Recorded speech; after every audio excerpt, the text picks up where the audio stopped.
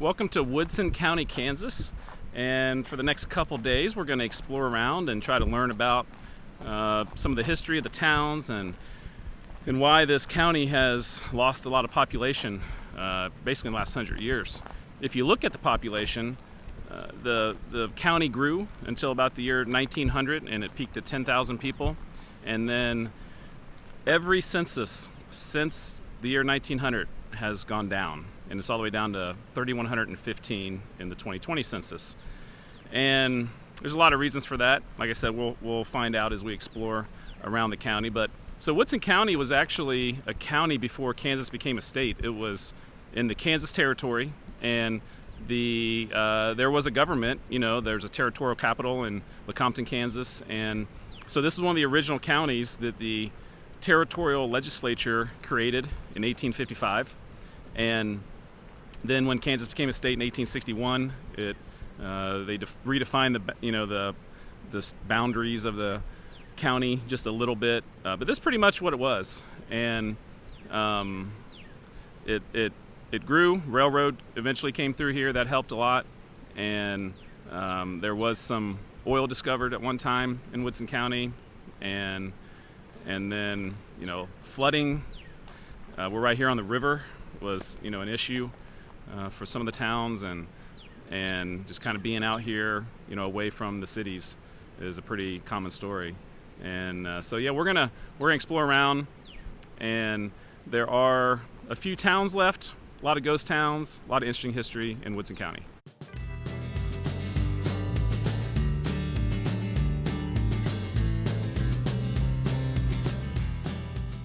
We're going to start our day in Neosho Falls, and it's in the very northeast corner of the county. Neosho Falls, the town, you could say is very, has a similar story to the entire county that I was talking about.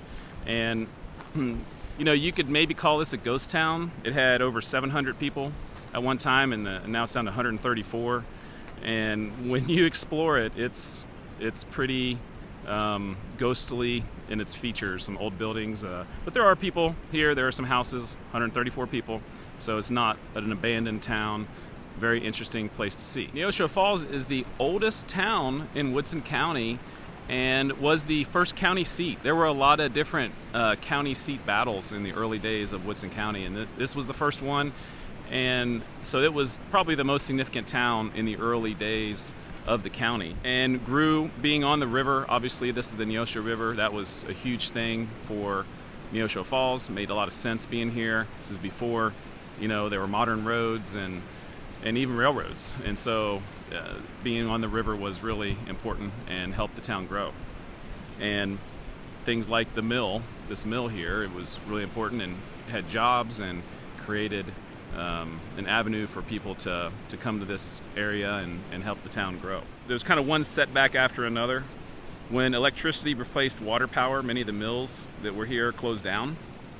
There was a big flood in 1926 and in 1951.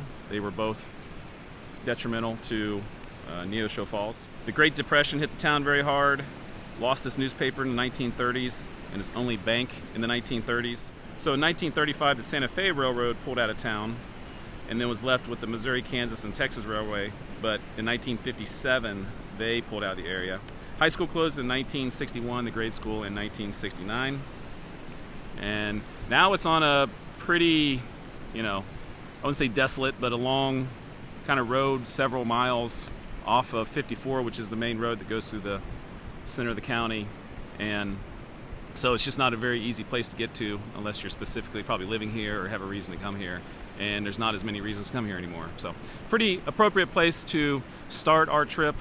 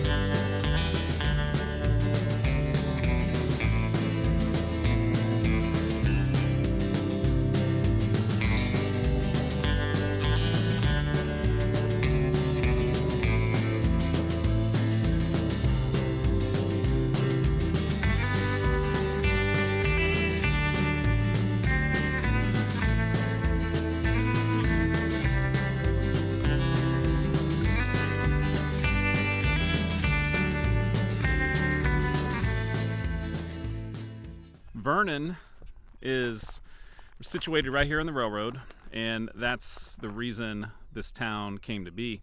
Originally, the post office in this area was about 2 miles south of here, and it was called Miller's Grove. But then in 1887, the railroad came through this area, and they basically moved the town, the post office, whatever was there, to here.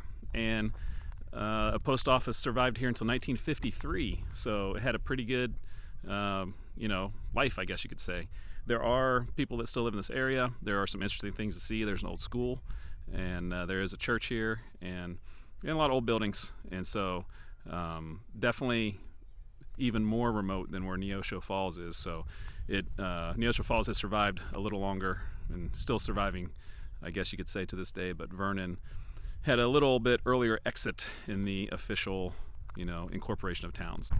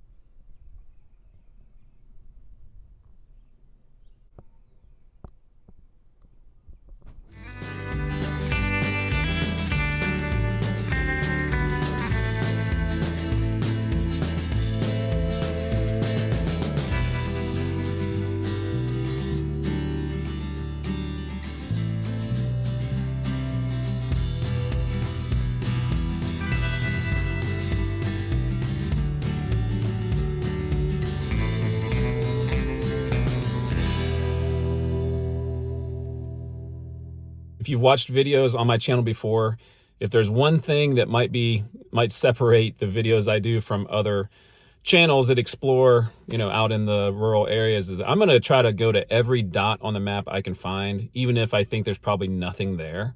And it's going to be the most thorough exploration of like a county like this that you'll probably find on YouTube, at least. And this next place I went to, there's literally nothing here. It's called Hasty on the map. I don't think there was a post office here. I think it was just a stop on the railroad. But we came here, and here you go. You can see the railroad right here. And there was a little bit of water, I don't even know if you call it a lake or a pond, but that's about all you can find in Hasty. But we're going to continue to look for every dot on the map. And every once in a while, when you get to one of these places like this, you'll find something that no one else has really documented before. So let's keep on checking out more of Woodson County.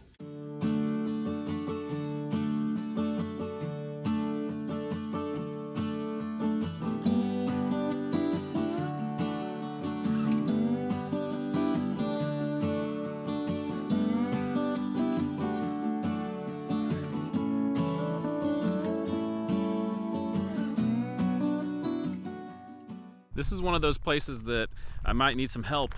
I know that there's some people that are real experts on railroad history that watch this channel, so I'm going to need your help here. This is Durand, Kansas, and all I could find online is that it's an unincorporated community and that it's on an abandoned railroad line. And when you come here, there's all kinds of tracks here, and there's a lot of railroad equipment and kind of like a graveyard for the railroad. And obviously this was a busy place at one time, but I don't think there was ever a post office, and maybe it was just a spot that was useful for the railroad to be centrally located in here in Woodson County. So definitely looks like there were some significant amounts of activity at one point.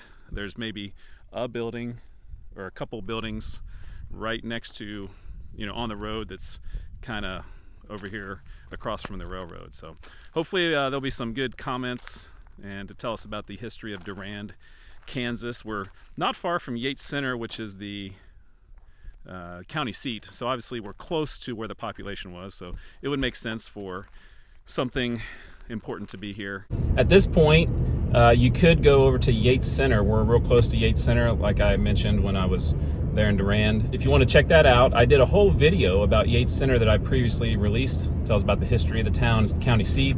So if you wanted to pause and, go on the tour with me, that would be the next place to go.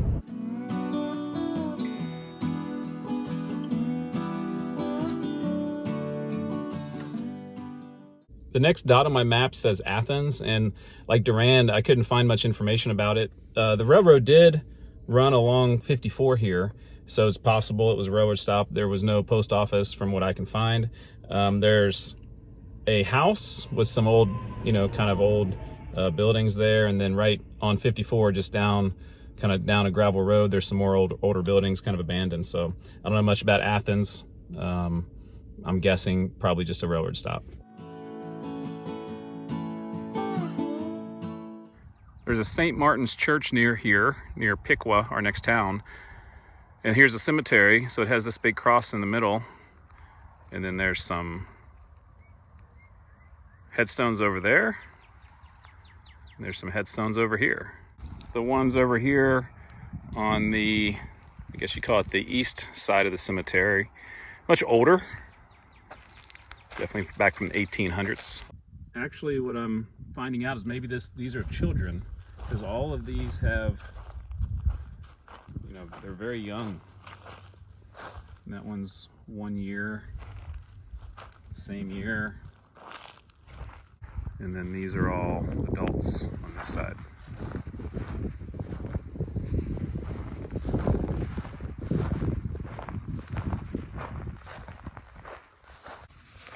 And the most recent one I've seen is 1954.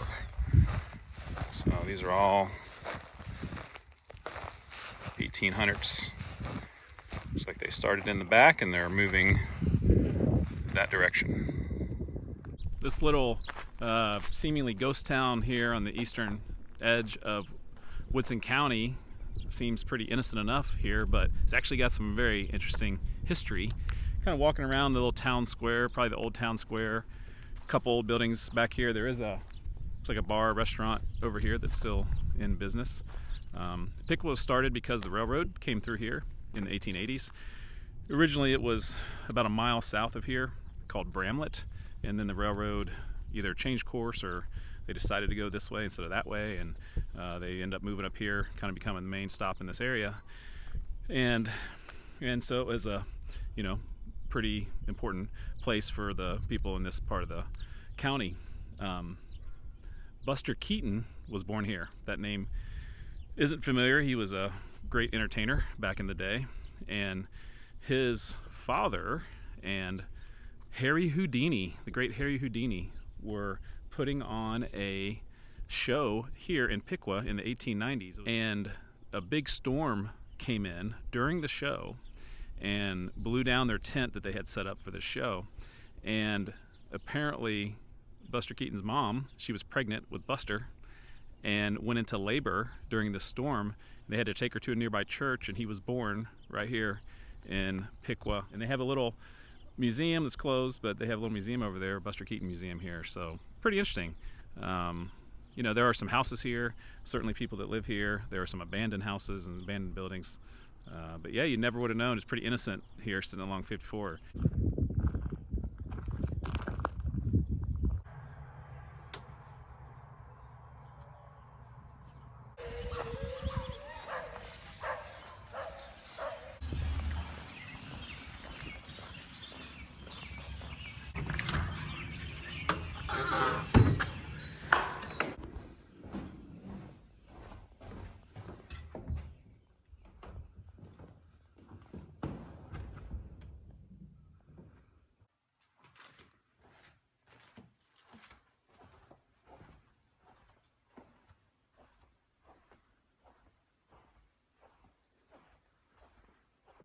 So behind the church is another cemetery here, and so this kind of makes sense. That older cemetery obviously was the original one, and now these are the newer burials.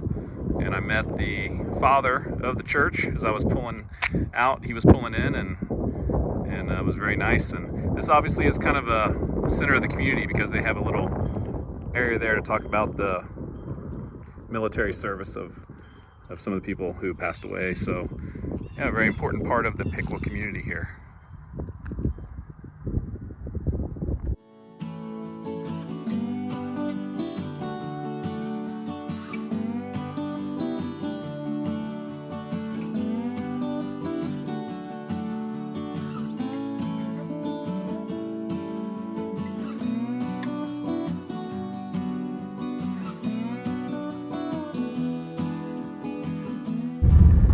was talking about Bramlett is the precursor to Piqua, and this is about a mile south of Piqua. You can see Piqua over on in the distance, and this driveway would have been about where the railroad, the angle of the railroad that it would have gone. So I don't know if that is where the railroad went, but it would have went kind of right there and then up over to Piqua.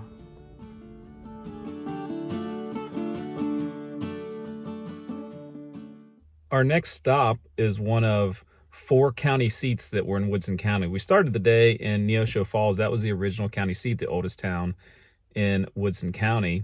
And then the county seat moved to more of a centralized area called Kalida. We're going to go there later.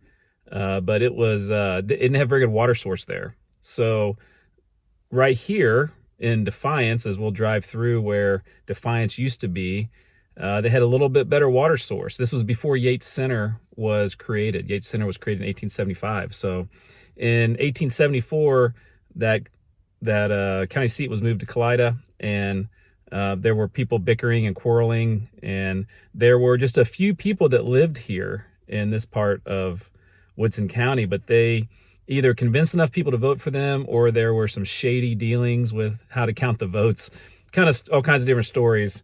And they narrowly won the county seat, and the county seat was moved from Kalida over here to Defiance for 3 years. And it was just a small town. Who knows what the smallest county seat, in the history of the United States is, but it sounds like this was a very, very small one. And then Yates Center was created and founded, and it had a way better water source and supply. And so there was another election, and Yates Center won. Was not an overwhelming victory, but they did win over Neosho Falls and Defiance. And ever since 1876, the county seat has been at Yates Center.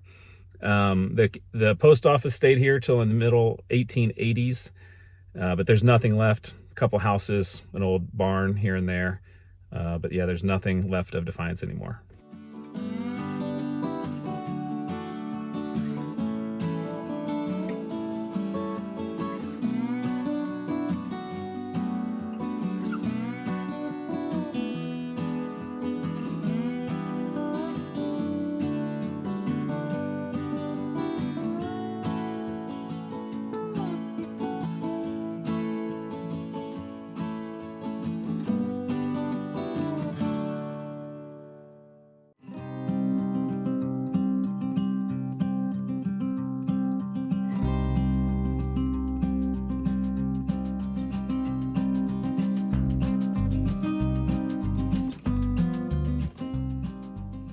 When you go to these cemeteries, you really have no idea. Most of them are just kind of normal community cemeteries associated with the church. And then I pull up to Linder Cemetery, and there's only about 15 burials, but they're from the 1870s to today. And there's not, it's just an unusual cemetery to check out. There's a lot of cemeteries in this area and not a lot of towns. And I think it just goes to show there haven't been that many people probably live in this part of Woodson County. So fascinating.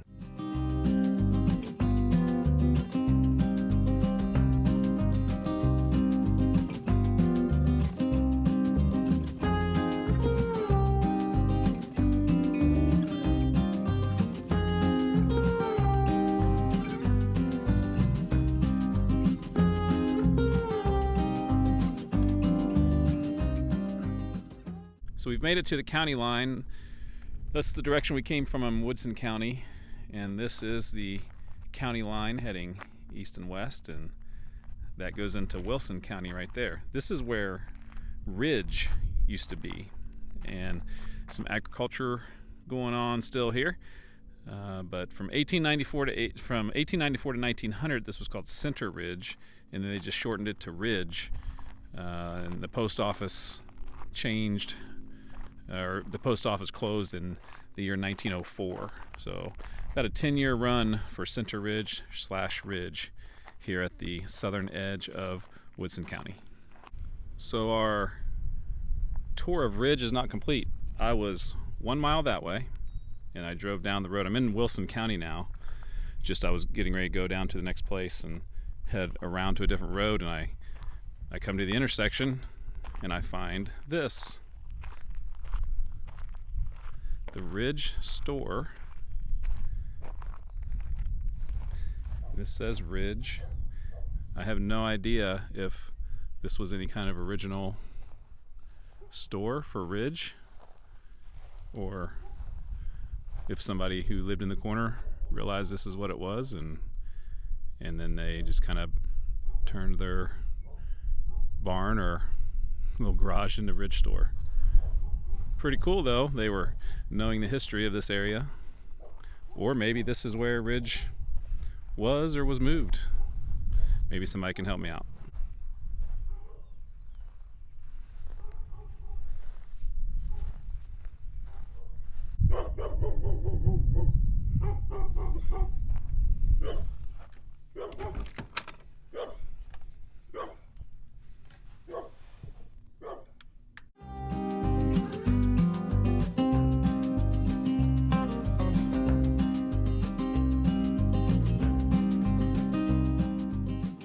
I don't know much about Rose. There's not a whole lot of information except for the post office did last for 90 years, from 1870 to 1960. It's here on the railroad, so, you know, logic will tell you that that's how things got started and how it built up. And then probably like a lot of the other towns, you know, jobs move away. There's not much left. But there are houses here. There's a few roads and some streets. I'll drive around and show you that. But yeah, not a whole lot to see here in Rose.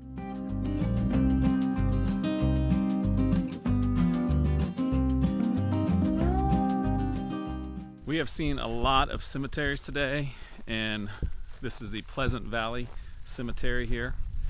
But and it's a nice little cemetery right here along Highway 75. But something interesting about here, and a good place to be our final stop, is there's an old school. So this is the Pleasant Valley School, built in 1881. And this school was in use until the 1950s, and now it's just sitting here basically abandoned. And there were schools like this all across these rural counties in places like Kansas and other states, and they would put them, you know, 5, 6, 7 miles apart because they didn't have school bus routes going on. You had to walk to school or maybe ride your horse. And so there were lots of these little schools that had small number of students, and they were littered literally throughout the county. And now you get some of these counties, there's 1 or 2 high schools for the entire county. And so it's great that this is here. Most of them are long gone. But yeah, Pleasant Valley School, 1881, that's 140 years ago that this thing was built. So you can see 2 different stones there. So I'm not sure, maybe that was the original older version and that was added on.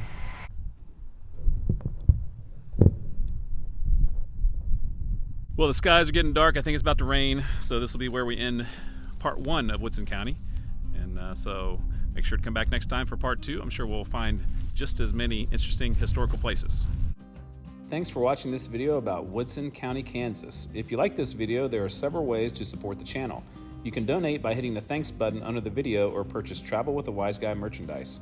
In the description of the video is a link to my website where you can learn more about the channel and sign up for my newsletter. And if you aren't interested in any of that, I'm just happy you took a few minutes out of your day to watch this video and learn about Woodson County. Make sure to come back next time for part 2. Thank you very much, and now on to the outtakes. And it was called Miller's Grove, and then for a time, and then it changed to Everett. We got birds flying right above us. They probably aren't used to seeing people hanging out here.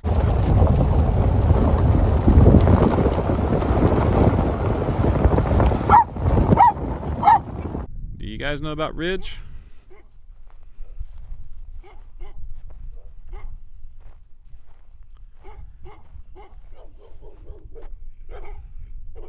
Well, I hope you enjoyed part 1 of Woodson County. We'll be back next time. Well, I hope you enjoyed part 1 of Woodson County. A lot of interesting places that we have found today. This is all just terrible. And I'm guessing the railroad was right here.